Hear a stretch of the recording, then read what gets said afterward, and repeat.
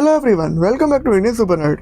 सो आज हम डीपली बात करेंगे स्ट्रेंजर थिंग्स सीजन 5 वॉल्यूम 1 के ऊपर। और ये सिर्फ वॉल्यूम 1 का कंप्लीट एक्सप्लेनेशन वीडियो होगा। जब वॉल्यूम 1 में सिर्फ 4 एपिसोड्स ही अभी नेटफ्लिक्स पर आए हैं, बाकी इसका वॉल्यूम 2 इसी दिसंबर 25 को रिलीज होगा और वॉल्यूम 1 न्यू ईयर पर। तो अब 1 महीने से भी कम का टाइम बचा है और मैं इसके पहले के चारों सीजन काफी डीपली एक्सप्लेन कर चुका हूँ। उनके एक्सप्लेनेशन वीडियोस के लिए डिस्क्रिप्शन चेक कर लेना, जहाँ लिंक्स आपको मिल जाएंगी। So without wasting any more time, let's get started. Chapter 1 the crawl. तो एपिसोड 1 शुरू होता है वहां से जब विल बायर्स गायब हुआ था 1983 में। हम यहाँ देखते हैं कि अपसाइड डाउन वर्ल्ड में डेमोगॉगन विल को काफी बुरी तरह चेस करता है और वो उसको पकड़ लेता है, पर वो उसको खाता नहीं, बल्कि विल पर एक खरोच तक नहीं आती। वो बस उसको उठाकर एक जगह पे रख देता है और वहां पर आता है वैकना, जो विल को इन्फेक्ट कर देता है। इसलिए विल वैकना को सेंस कर सकता है। अब करंट टाइमलाइन आती है, जो होती है जो पिछले सीजन से अपसाइड डाउन वर्ल्ड और रियल वर्ल्ड कोलाइड होने वाले थे उसके 18 महीने बाद से। एपिसोड वहीं से शुरू होता है जहाँ से इसका सबसे पहला एपिसोड सीजन 1 का शुरू हुआ था। वही माइक व्हीलर्स का घर और वही प्लांट्स को पानी देने वाली मशीन और बैकग्राउंड में वही म्यूजिक बजता है जिसको सुनकर तगड़ा वाला नॉस्टैल्जिया हो गया था। वहाँ सब अपनी नॉर्मल लाइफ जी रहे होते हैं। रॉबिन और स्टीव हमेशा की तरह सेम जगह पे जॉब कर रहे हैं, जो कि होती है एक रेडियो स्टेशन में। माइक, लूकस, जस्टिन और विल नॉर्मली स्कूल जा रहे हैं और ये चारों अब बड़े हो चुके हैं और बुलीज को अकेले संभाल लेते हैं। और ये दोनों हॉकिंस बास्केटबॉल टीम के मेंबर जेसन की डेथ से हेलफायर क्लब से अभी भी गिलसे हुए थे और इन्हें अभी भी लगता है कि जेसन की मौत का जिम्मेदार हेलफायर क्लब और एडी हैं। अब आते हैं मेन मुद्दे पर, जो पिछले सीजन में 4 गेट्स के ओपन होने से अपसाइड डाउन वर्ल्ड और रियल वर्ल्ड कोलाइड होने लगे थे, उसका क्या? तो वो कोलाइजन अभी रुक गया है क्योंकि मैक्स अभी भी जिंदा है और आर्मी ने वो सारा गैप जो खुल गया था वो सीमेंट और लोहे से बंद कर दिया है। जैसे नॉर्मल किसी चीज में दरार आ जाती है, बिल्कुल वैसे। दूसरी तरफ 11 अपने आप को ट्रेन कर रही होती है। हॉपर और जॉयस उसकी मदद करते हैं और दूसरी तरफ आर्मी अभी भी 11 के पीछे हाथ धोकर पड़ी होती है। अब यहाँ पर रिवील होता है कि ये सब अपनी नॉर्मल लाइफ नहीं जी रहे थे, वो सब दिखावा कर रहे थे। रेडियो स्टेशन में रॉबिन की जॉब वो बस एक दिखावा था। रॉबिन अपनी नॉर्मल ब्रॉडकास्ट स्टार्ट करती है, पर वो ब्रॉडकास्ट लोगों के लिए नॉर्मल ब्रॉडकास्ट होती है, but Steve, Mike, Lucas, Hopper सबके लिए वो एक सीक्रेट मैसेज होता है। सब अपने मिशन पर लग जाते हैं। अब मिशन यहाँ पे ये होता है कि अब अपसाइड डाउन वर्ल्ड के सारे गेट्स मिलिट्री ने सील कर दिए थे, बस एक को छोड़कर, जहाँ मिलिट्री अपसाइड डाउन वर्ल्ड को रोकने के लिए उस पर रिसर्च कर रही थी अपसाइड डाउन वर्ल्ड में अपनी खुद की एक लैब बना के। और मिलिट्री जब कार को अपसाइड डाउन वर्ल्ड में ले जाएगी तो हॉपर को मौका मिल सकता है अपसाइड डाउन वर्ल्ड में जाने का और ये कंफर्म करने का कि वैकना अभी भी जिंदा है या फिर मर गया। और इस पूरे मिशन का ये लोग नाम रख देते हैं द क्रॉल। और आज रात को ही मिलिट्री कार को अपसाइड डाउन वर्ल्ड में ले जाने वाली थी। अब ये सब इकट्ठा होते हैं सिवाय डस्टिन के। वो एडी की डेथ से अभी भी टूटा हुआ था और वो गुस्से में जेसन के दोस्त सैंडी को प्रैंक करता है, जो बाद में डस्टिन को पकड़ के उसको बहुत मारता है और डस्टिन यहाँ पे मिशन मिस कर देता है। और हॉपर की टीम पिछले 18 महीनों से, जब से आर्मी ने अपसाइड डाउन वर्ल्ड और रियल वर्ल्ड के बीच का गेट सील करा था, तब से 19 से 30 बार अपसाइड डाउन वर्ल्ड में जा चुका है, पर वैकना का कोई नामो निशान उसको नहीं मिला और ना ही 11 वैकना को अपनी पावर से ढूंढ पा रही है। अब माइक और लूकस मिलिट्री पर नजर रखते हैं और हॉपर को गाइड करते हैं, जिससे हॉपर सक्सेसफुली मिलिट्री ट्रक में आ जाता है जो अपसाइड डाउन वर्ल्ड में जा रहा था। पर वहाँ पर ट्रक पर डेमोगॉगन अटैक कर देता है और हॉपर को अपसाइड डाउन वर्ल्ड में छुपना पड़ता है। अब रियल वर्ल्ड में विल को पता चल जाता है कि अपसाइड डाउन वर्ल्ड में कुछ गड़बड़ हुई है और वही विजन देखता है अपसाइड डाउन वर्ल्ड के नैन्सी के घर का, जहाँ डेमोगॉगन आ चुका होता है। अब नेक्स्ट हम देखते हैं हॉली को, जो माइक और नैन्सी की छोटी बहन होती है। हॉली को कई दिनों से एक इंसान दिख रहा था, पर बाकी लोगों को हॉली बस हवा में बात करती हुई दिखती है और हॉली मोस्ट प्रोबेबली वैकना का टारगेट है, जैसे विल था। फिर वहाँ रूम में लाइट्स फ्लिकर करने लग जाती है और दीवार से डेमोगॉगन हॉली के रूम में आ जाता है और ये एपिसोड यहाँ पे खत्म हो जाता है। Chapter 2 the vanishing of Holly Wheeler. Episode शुरू होता है डेमोगॉगन से, जो हॉली को लेने अपसाइड डाउन वर्ल्ड से सीधा उसके घर पर आ चुका था। वो हॉली को जबरदस्ती ले जाने की कोशिश करता है और जब हॉली लड़ने की कोशिश करती है तो वो उसको बहुत बुरी तरह फोर्स करता है। वो बिल्कुल होल्ड बैक नहीं करता। हॉली भागकर अपनी मम्मी के पास आ जाती है और फिर ये दोनों जल्दी से बाथटब में छुप जाते हैं और डेमोगॉगन इनके सर के ऊपर खड़ा होता है। फिर घर में कैरन के पति टेड जाते हैं और ये बंदा इतना बड़ा मॉन्स्टर देखकर बिल्कुल नहीं डरता। वो सीधा डेमोगॉगन के सर पर कॉल स्टिक मार देता है और फिर डेमोगॉगन टेड को अपने नुकीले नाखूनों से छीलकर दूर फेंक देता है। दूसरी तरफ कैरन हॉली को लेकर भागती है और डेमोगॉगन उनके सामने आ जाता है। फिर हॉली एक वाइन की बोतल तोड़कर डेमोगॉगन पर अटैक कर देती है। दूसरी तरफ नैन्सी और 11 भी घर पहुंच रहे होते हैं, क्योंकि विल को विजन दिखाता है डेमोगॉगन का अपसाइड डाउन वर्ल्ड में कि वो माइक के घर जा रहा है। नैन्सी और 11 घर में आते हैं, जहाँ कैरन नैन्सी को काफी बुरी कंडीशन में मिलती है। उसका गला, पेट सब कुछ कट चुका होता है। फिर 11 देखती है कि डेमोगॉगन हॉली को यहाँ से अपसाइड डाउन वर्ल्ड में ले गया है और जहाँ से वो ले गया है वो गेट बंद हो रहा है। तो 11 जल्दी से अपसाइड डाउन वर्ल्ड में आ जाती है हॉली को ढूंढने के लिए और वो गेट बंद हो जाता है। फिर ये लोग जल्दी से अपने पेरेंट्स को हॉस्पिटल शिफ्ट करते हैं, जहाँ नैन्सी माइक से कहती है कि वेगना ने मेरे को फ्यूचर हॉकिंस सिखाया था, जहाँ हॉकिंस बर्बाद हो चुका था और सब मर चुके थे, इंक्लूडिंग मम्मी पापा और हॉली। पर लूकस यहाँ पे ठंडे दिमाग से सोचता है कि अगर वेगना को उन्हें मारना ही था तो वो उन्हें जिंदा क्यों छोड़ गया, और हॉली को अपसाइड डाउन वर्ल्ड क्यों ले गया, उसको यहीं पर मार के उसकी बॉडी यहीं क्यों नहीं छोड़ गया। फिर वो लोग आज की डेट याद करते हैं, जो होती है 3 नवंबर, और ठीक इससे 3 दिन बाद 6 नवंबर 1983 को विल गायब हुआ था, वो दिन जब से सब कुछ बदल गया था। तो ये कोइंसिडेंस नहीं हो सकता। अब नेक्स्ट आर्मी माइक के घर आ चुकी होती है और वो पूरे घर को अच्छे से इन्वेस्टिगेट करती है, जहाँ उन्हें अपसाइड डाउन वर्ल्ड का क्लोज गेट मिलता है। वहाँ आर्मी जनरल ऑर्डर देता है कि इस घर के आसपास के सीसीटीवी फुटेज चेक करो। अब सीसीटीवी में इनको 11 दिख जाएगी, जो नैन्सी के साथ घर आई थी, और आर्मी का शक और बढ़ जाएगा कि ये सब 11 ने किया है, क्योंकि डेमोगोगन तो इन्हें सीसीटीवी फुटेज में दिखेगा नहीं, क्योंकि वो सीधा अपसाइड डाउन वर्ल्ड से घर में घुसा था और 11 बाहर से घर में आई थी। अब अपसाइड डाउन वर्ल्ड में 11 पहले समझती है कि वेगना उसके सामने आ चुका है, पर वो और कोई नहीं हॉपर होता है, जो अपसाइड डाउन वर्ल्ड में भटक गया था। माँ 11 हॉपर को एक्सप्लेन करती है कि डेमोगोगन हॉली को यहाँ पर ले आया है। फिर थोड़ा आगे जाने के बाद 11 देखती है कि हॉपर की गोली लग चुकी है, जो सोल्जर से लगी थी जब वो डेमोगोगन को मारने की कोशिश कर रहे थे। फिर 11 हॉपर को फर्स्ट एड देती है और हॉपर 11 को बताता है कि वो उस पर इतनी रिस्ट्रिक्शंस क्यों लगाता है। वो बताता है कि उसकी बेटी सैरा मर गई थी और अब वो 11 को नहीं खोना चाहता, क्योंकि अगर वेगना जीत गया तो मतलब 11 मर सकती है। फिर ये दोनों आगे बढ़ते हैं, जहाँ हॉपर और 11 के सामने एक बहुत बड़ी दीवार खड़ी होती है, जहाँ 11 को हॉली का जूता मिलता है, जिससे ये प्रूव हो जाता है कि डेमोगोगन हॉली को इस दीवार के उस साइड ले गया है और वेगना भी वहाँ पर है। इसलिए 11 वेगना को नहीं ढूंढ पा रही थी, क्योंकि ये दीवार 11 की पावर्स को ब्लॉक कर रही थी। अब अपसाइड डाउन में ही जहाँ आर्मी की लैब थी, वहाँ पर डॉक्टर को 11 की फोटो दिखाते हैं, जो सीसीटीवी में कैप्चर हो चुकी थी, और वहाँ सोल्जर डॉक्टर से कहता है कि शायद वो लड़की 11 यहीं पर अपसाइड डाउन वर्ल्ड में है।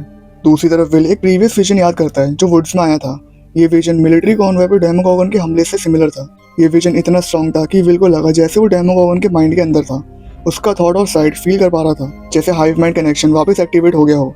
रॉबिन इस विजन को एनालाइज करती है और एक आइडिया देती है कि विल के हाइव माइंड लिंक को वेगना और हॉली को ढूंढने के लिए इस्तेमाल कर सकते हैं। विल एक तरह का एंटीना है जो सिग्नल पकड़ता है अपसाइड डाउन वर्ल्ड से, तो अगर हम विल को वहाँ ले जाएं जहाँ उसको विजन आया था, तो वो मे बी वेगना के अंदर दोबारा झांक सकता है और हॉली का पता हमें लग सकता है। पर जॉयस से मना कर देती है, क्योंकि उसको डर था कि विल को कुछ हो ना जाए। पर रॉबिन बड़ी चालाकी से विल को वहाँ से ले जाती है, ये बोल के कि हमें कोई फ्यूज ठीक करना है। दूसरी तरफ जॉनथन और स्टीव का काम था हॉपर के साथ साथ आगे बढ़ना, बट स्टीव और जॉनथन रियल वर्ल्ड में आगे बढ़ते हैं और हॉपर अपसाइड डाउन वर्ल्ड में वही सेम जगह से आगे बढ़ता है। और ऐसा ये इसलिए कर रहे थे ताकि हॉपर का सिग्नल इनको मिल सके और ये हॉपर से कम्युनिकेट कर सकें। और डेमोगोगन के अटैक के बाद हॉपर का कनेक्शन टूट चुका था। फिर स्टीव और जॉनथन को वहाँ पे डस्टिन मिलता है, जो पिटी हुई हालत में वहाँ पे आता है, जो स्टीव को बोलता है कि उसको ये चोट साइकिल की गिरने से लगी थी। पर स्टीव यहाँ पे समझ जाता है कि एंडी और उसके दोस्तों ने डस्टिन को मारा है। अब नेक्स्ट लूकस मैक्स के पास बैठा होता है और वो उसको केट बुश का running up the hill radio से सुनाता है, जिसकी वजह से मैक्स वेगना से पहले बच पाई थी और वो एंड में भी बच जाती अगर जेसन बीच में अपनी टांग ना अड़ाता तो। और इस रूम में वही ड्राइंग होती है जो मैक्स ने बनाई थी जब लूकस ने उसको मूवी डेट के लिए पूछा था। वहाँ लूकस मैक्स से बात करता है, क्योंकि कोमा पेशेंट कोमा में जरूर होते हैं, पर वो सब सुन सकते हैं कि उनसे कौन क्या बोल रहा है। दूसरी तरफ नैन्सी और माइक रियलाइज करते हैं कि हॉली बार बार अपनी इमेजिनरी फ्रेंड के बारे में बताती थी, जिसको वो मिस्टर वॉटस्ट्रीट बुलाती थी, पर इन्हें लगता था कि हॉली की वो बस इमेजिनेशन है। तो इन्हें शक होता है और ये अपनी मम्मी के पास जाते हैं, जहाँ वो हॉली के इमेजिनरी फ्रेंड मिस्टर वॉटस्ट्रीट के बारे में पूछते हैं। दूसरी तरफ रॉबिन और विल वुड्स में जाकर रियलाइज करते हैं कि जो विल को यहाँ पे विजन आया था वो उसका था जो हॉली को देख रहा था, मतलब इस बंदे का विजन जो हॉली को दिख रहा था, बस बाकी को नहीं दिख रहा था।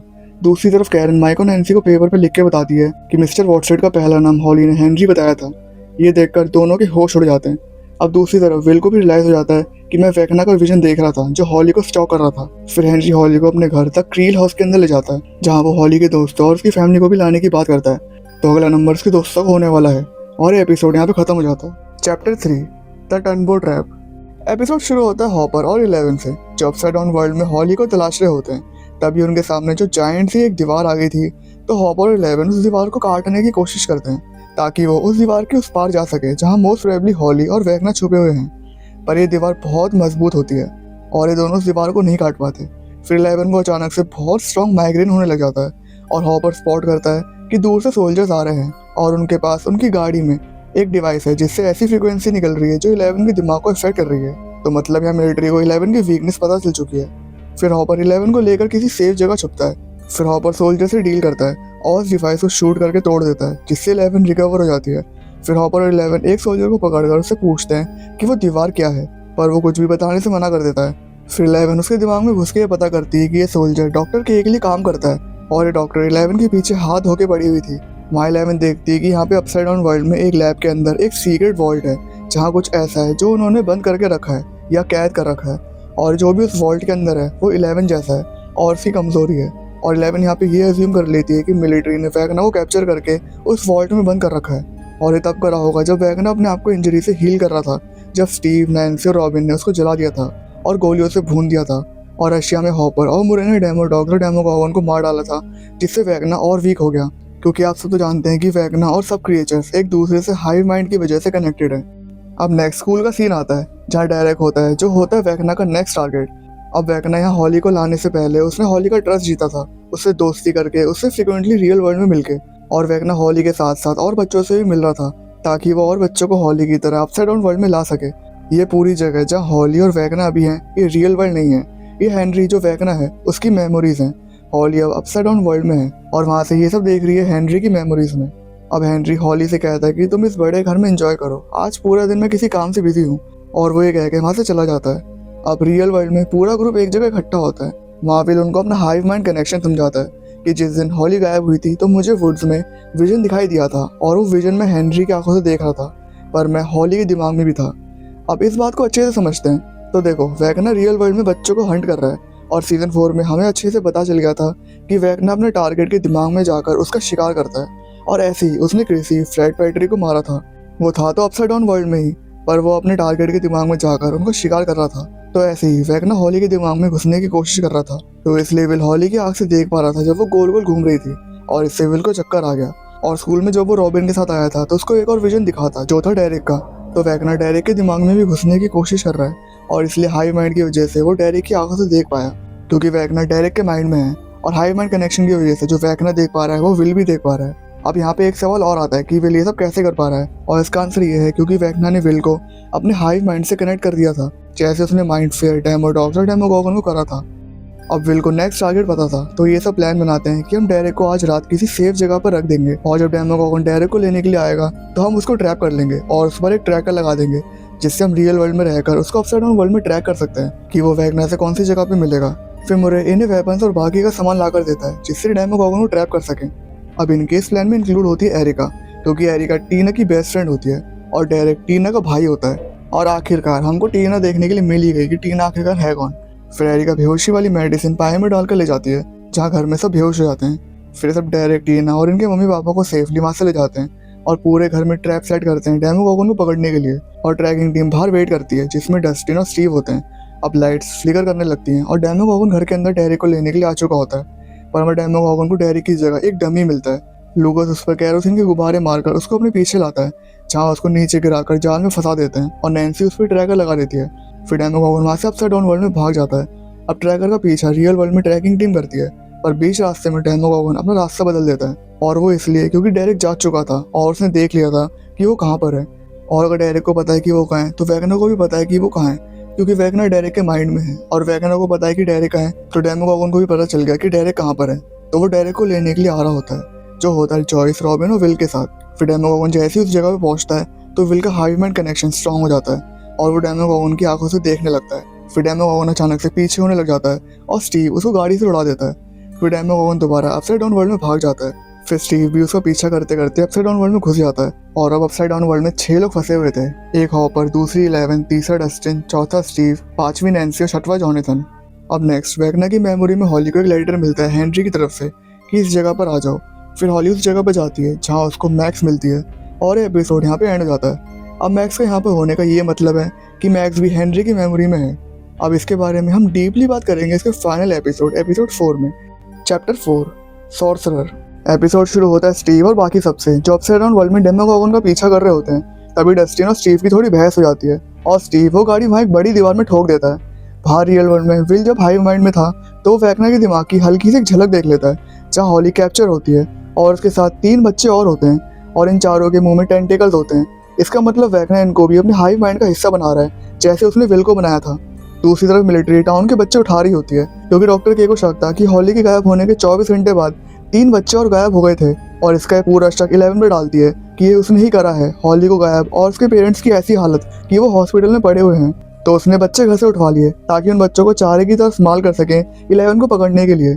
दूसरी तरफ विल अपना विजन एक्सप्लेन करता है और वो बताता है कि वहाँ हॉली के साथ ऑलरेडी 3 बच्चे हैं और जहाँ वो बच्चे हैं वहाँ 7 बच्चों की और जगह है, पर यहाँ विल, रॉबिन और एरिका को समझ में नहीं आ रहा था कि वैगनर को बच्चे ही क्यों चाहिए और 12 बच्चे ही क्यों चाहिए। फिर वहाँ लूकास और माइक आ जाते हैं और सबको बताते हैं कि आर्मी बच्चों को घर से उठा रही है। अब नेक्स्ट हम समझ लेते हैं कि मैक्स यहाँ पर क्या कर रही है, जबकि वो हॉस्पिटल में कोमा में पड़ी हुई है। तो जब सीजन 4 में मैक्स का दिल 1 मिनट के लिए रुक गया था तो वो एक्चुअली मर गई थी, जिससे चौथा और फाइनल गेट ओपन हो गया था और हॉकिंस में अपसाइड डाउन वर्ल्ड कोलाइड होना शुरू हो गया था। फिर मरने के बाद मैक्स की आँख खुलती है हेनरी की मेमोरीज में, और पहली मेमोरी होती है the massacre at Hawkins lab की, जब उसने सारे बच्चों को मार दिया था। और एक इंपॉर्टेंट बात यहाँ पे यह है कि जब हेनरी ने उन बच्चों को मारा तो पहली बात तो उसने बिल्कुल वैसे ही इन बच्चों को मारा जैसे उसने क्रिसी, फ्रेड और पैट्रिक को मारा था। और दूसरी, जब हेनरी किसी को मारता है तो वो उसका सब कुछ एब्जॉर्ब कर लेता है, उसकी ताकत है, उसकी कैपेबिलिटी, सब कुछ। फिर मैक्स दूसरी मेमोरी में जाती है जो बहुत इंपॉर्टेंट है। पहले तो ये एक स्कूल की मेमोरी है, जब हेनरी स्कूल जाता था। यहाँ हम जॉयस को देखते हैं जो अपने स्कूल टाइम में होती है, और यहाँ हम देखते हैं स्टीव हैरिंगटन के डैड को, जिसके पास एक लड़की होती है, जैसा बाप वैसा बेटा। और यहाँ पे हमें पता चलता है कि ये मेमोरी 30 साल पहले की है, क्योंकि वो मेमोरी होती है 6 नवंबर 1955 की, और 6 नवंबर 1983 को जॉयस का बेटा विल गायब हुआ था। तो ये कोइंसिडेंस नहीं है, जिसके ऊपर भी हम बात करेंगे। अब यहाँ पर सबसे शॉकिंग बात होती है इस पेपर पे लिखे हुए नाम। पहला नाम होता है जिम हॉपर का, दूसरा नाम होता है बैटी रिपर का, and I don't have any idea कि ये कौन है। तीसरा नाम होता है कैरन का, जो नैन्सी, माइक और हॉली की मम्मी है। चौथा नाम होता है एलन मनसन का, जो एडी मनसन के डैड हैं। और पांचवा नाम होता है टेड व्हीलर का। और ये सब जॉयस, स्टीव के डैड, हॉपर, कैरन, टेड और एडी के डैड सब सेम स्कूल से ही पास आउट हुए हैं। अब आता है छठवां नाम, जो होता है हेनरी क्रील का, जो एज अ कर्ली मैकलेन लिखा हुआ होता है इस पेपर पर। और कर्ली मैकलेन एक बहुत मशहूर काउबॉय था। अब यहाँ पर मेन क्वेश्चन ये आता है कि हेनरी जब डॉक्टर ब्रेनर की कस्टडी में था तो उसने स्कूल कैसे अटेंड करा। तो इसका सिंपल सा आंसर है, ये मेमोरी तब की है जब हेनरी ने अपनी मॉम और बहन का मर्डर नहीं करा था। वो बाद में डॉक्टर ब्रेनर की कस्टडी में लिया गया था, स्कूल का टाइम उससे पहले का है। अब इसकी भी एक अलग टाइमलाइन है, और इस टॉपिक को भी हम कवर अप करेंगे उस वीडियो में, जिसमें हम डिस्कस करेंगे उन क्वेश्चंस को जो वॉल्यूम 1 देखकर मेरे और आपके दिमाग में आए हैं। सो मैक्स भागते भागते बाहर जाने का रास्ता ढूंढ लेती है, जहाँ हॉस्पिटल में लूकास मैक को केट बुश का running up the hill continuously सुना रहा था, इस उम्मीद में कि कभी ना कभी तो वो जागेगी। पर मैक्स इतना तेज भागती है बाहर जाने के लिए कि गाना ही बंद हो जाता है, और वहाँ हेनरी आ जाता है। मैक्स उससे भागती है और भागती है, और भागते भागते वो आ जाती है केव के अंदर, जहाँ हेनरी अंदर नहीं आता। वो किसी चीज़ से डर रहा था और वो वहाँ से चला जाता है, और तब से मैक्स इस गुफा में रह रही है। फिर मैक्स हॉली से कहती है कि बहुत देर हो चुकी है, तुम वापस हेनरी के पास जाओ और उसे पता मत चलने देना कि तुम्हें उसका सच पता है। तो सिंपल भाषा में ये दोनों हेनरी की मेमोरीज में ही होते हैं, और मैक्स की फिजिकल बॉडी हॉस्पिटल में होती है, और हॉली की physical body upside down world में उस जगह पर होती है जहाँ 3 बच्चे और हैं। अब दूसरी तरफ माइक, जॉयस और बाकी सबको इतना तो पता चल गया था कि वैकना बच्चे किडनैप कर रहा है, और नेक्स्ट टारगेट डेरेक है। और डेरेक के अलावा भी पता नहीं कौन कौन वैकना का टारगेट है, और सारे बच्चे होते हैं आर्मी बेस पर। तो माइक एक प्लान बनाता है कि हम डेरेक को कैंप में भेजेंगे जहाँ सारे बच्चे हैं, और मिलिट्री को इस पर शक भी नहीं होगा क्योंकि डेरेक भी बच्चा है, तो वो उसको बाकी के साथ रख लेंगे। और डेरेक वहाँ कैंप के वॉशरूम की लोकेशन बताएगा, और हम बच्चों को वहाँ से वॉशरूम से निकाल लेंगे और मुरे बच्चों को यहाँ से दूर ले जाएगा, क्योंकि अगर आर्मी को लगता है कि वो इन बच्चों को प्रोटेक्ट कर सकते हैं तो घंटा ऐसा कुछ नहीं कर पाएंगे ये लोग। अब वॉशरूम से बच्चों को मुरे तक ले जाने वाले थे टनल सिस्टम से, जो सीजन 2 में बना था। फिर डेरेक वहाँ कैंप में उन बच्चों को ढूंढता है जो हेनरी या फिर मिस्टर वॉटसन से मिल चुके हैं, और वहाँ ऐसे 5-6 बच्चे निकल जाते हैं। फिर माइक, लूकास और विल टनल से उस वॉशरूम के नीचे आकर बाकी लकड़ी की जमीन को तोड़ते हैं। फिर डायरेक्ट एक एक करके बच्चे को वॉशरूम भेजता है, और वो बच्चों को टनल से बाहर निकाल लेते हैं। पर वहाँ के गार्ड्स को पता चल जाता है, और सिर्फ कुछ बच्चे ही निकल पाते हैं। दूसरी तरफ डस्टिन हॉपर से कॉन्टैक्ट कर पाता है, क्योंकि अब डस्टिन भी अपसाइड डाउन वर्ल्ड में था। वहाँ चारों हॉपर को दीवार के बारे में बताते हैं कि ओल्ड सिमेट्री चर्च के बाद एक बहुत बड़ी दीवार है। फिर यहाँ पे हॉपर रियलाइज करता है कि जो दीवार हॉपर और 11 को दिखी थी, वो दीवार उस दीवार के एकदम अपोजिट है जो डस्टिन और बाकी सबको दिखी है। तो मतलब ये दीवार एक सर्कल है, मान लो ये पूरा हॉकिंस शहर है। हॉपर और 11 को दीवार का ये वाला पार्ट दिखा, और डस्टिन और बाकी सबको ये वाला। तो ये दीवार मोस्ट प्रोबेबली सर्कल शेप में है, और इसकी कंफर्मेशन डस्टिन कर देता है कैलकुलेशंस लगा के। और ये सबसे वियर्ड बात ये होती है कि इस दीवार के एकदम बीचों बीच में हॉकिंस लैब है, वो जगह जहाँ से सब कुछ शुरू हुआ, जहाँ हेनरी को पहली बार अपसाइड डाउन वर्ल्ड में भेजा गया, और जहाँ 11 ने पहली बार अपसाइड डाउन वर्ल्ड का गेट ओपन करा। अब दूसरी तरफ हॉपर और 11 लैब में घुसते हैं उस चीज़ को मारने के लिए जो लैब समझती है कि 11 की कमजोरी है, जो मोस्ट प्रोबेबली 11 को लगता है कि वैकना है। लैब में वही फ्रीक्वेंसी रिलीज होती है जिससे 11 का माइंड इफेक्ट होने लग जाता है। फिर हॉपर को एक टेंटिकल जकड़ लेता है। माँ डॉक्टर के आकर हॉपर से पूछती है कि तुमने 11 को इतने टाइम से हमसे छुपा के रखा, ऐसा क्या है कि तुम जानते हो और मैं नहीं जानती। फिर हॉपर टेंटिकल से फ्री होकर डॉक्टर के को बेहोश कर देता है। अब यहाँ पर 11 का ज़्यादा देर रुकना ठीक नहीं था, क्योंकि वो फ्रीक्वेंसी बहुत डेंजरस थी। तो वो 11 को यहाँ से जाने के लिए कहता है और अकेला चला जाता है वैकना से लड़ने, बहुत सारे एक्सप्लोसिव लेकर। हॉपर का प्लान था कि वैकना के पास जाकर इतना बड़ा धमाका करे जिससे वैकना के चीथड़े उड़ जाएं, पर इससे हॉपर भी मर जाएगा। दूसरी तरफ विल, माइक, जॉयस, डेरेक सबको मिलिट्री पकड़ लेती है, और टनल में लूगस 2 बच्चों के साथ होता है और रॉबिन मुरे तक 3-4 बच्चे पहुंचा पाती है। अब विल को फिर से विजन दिखता है और 2-3 डेमोगोगन वहां पर अटैक कर देते हैं। ये आर्मी जो बच्चों को प्रोटेक्ट करने वाली थी खुद 4 मिनट के अंदर फिनिश हो जाती है। दूसरी तरफ लैब में वो फ्रीक्वेंसी बंद हो जाती है और हॉपर बाहर आ जाता है। और 1 सेकंड के लिए जब ये सीन आया था तो सच में लगा कि हॉपर पक्का मरने वाला है, पर शुक्र है भगवान का ये बच गया। अब यहाँ पे आता है एक ट्विस्ट। 11 अंदर जाती है और देखती है जिसे वो वेगनर समझ रही थी वो होती है काली, जो नंबर 8 होती है हॉकिंस लैब में टेस्ट सब्जेक्ट्स में से एक। और काली की पावर्स होती हैं कि वो लोगों को इल्यूजन दिखा सकती है, और ये भी जिससे वो सबसे ज़्यादा डरते हों। तो मिलिट्री यहाँ पे काली की पावर्स को यूज़ कर रही थी और वो हाई फ्रीक्वेंसी क्रिएट कर रही थी जो 11 के माइंड को इफेक्ट कर रही थी। अब 11 को इतने टाइम से लग रहा था कि वॉल्ट में वेगना है, पर वहाँ काली थी। तो वेगना है कहाँ? तो वेगना होता है अपसाइड डाउन वर्ल्ड में ही, जो रियल वर्ल्ड में आ चुका होता है, जो पहले से बहुत पावरफुल हो चुका है और ब्रूटल भी। वहाँ पे वेगना विल को बताता है कि वो सिर्फ बच्चों को ही क्यों अपना टारगेट बना रहा है। तो सिंपल वर्ड्स में वेगना का प्लान है बच्चों को हाई माइंड से कनेक्ट करने का, क्योंकि बच्चों को इजी होता है कंट्रोल करना और हेनरी बचपन से ह्यूमैनिटी से नफरत करता है, तो वो पूरी दुनिया को रीशेप करेगा इन बच्चों की मदद से। और विल पहला बच्चा था जिसको वेगना ने हाई माइंड से कनेक्ट करा था, और विल से वेगना को पता चला कि उसका प्लान काम करेगा बच्चों को अपने हाई माइंड से कनेक्ट करने का। अब इस टॉपिक के ऊपर डिटेल में हम उसी क्वेश्चन वाली वीडियो में बात करेंगे और इस बात के ऊपर भी डिस्कस करेंगे कि आखिरकार 12 बच्चे ही क्यों चाहिए वेगना को। फिर वेगना वहाँ से अपसाइड डाउन वर्ल्ड में वापस चला जाता है और डेमोगोगन, डेरेक और जितने भी बच्चे वेगना के टारगेट में थे सबको अपसाइड डाउन वर्ल्ड में ले जाते हैं। लूगस उन्हें प्रोटेक्ट करने की कोशिश करता है, पर डेमोगोगन होल्ड बैक नहीं करता। वो उसको इंजर करके बच्चों को अपसाइड डाउन वर्ल्ड में खींच लेते हैं। अब एंड में माइक, रॉबिन और लूगस पर डेमोगोगन अटैक करने वाले होते हैं, पर माइक देखता है कि वो डेमोगोगन अचानक से हवा में अटक गया है और वो देखता है कि ये विल ने करा है। विल हाई माइंड की वजह से वेगना से कनेक्टेड था और वेगना डेमोगोगन को कंट्रोल करता है। तो अब विल के पास भी पावर्स होती हैं डेमोगोगन को कंट्रोल करने की, और वो तीनों डेमोगोगन को वेगना की तरह जान से मार देता है।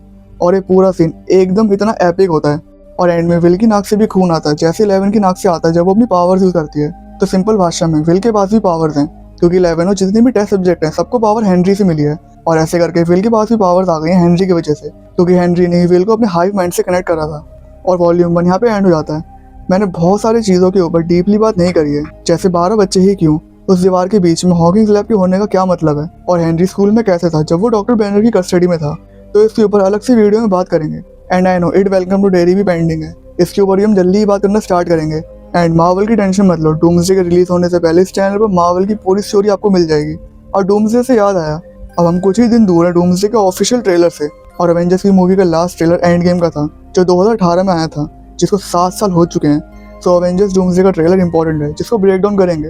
अगर मिस करना नहीं चाहते हो तो सब्सक्राइब करके बेल आइकन दबा देना। मिलते हैं आपसे नेक्स्ट वीडियो में, and keep watching Indian super nerd.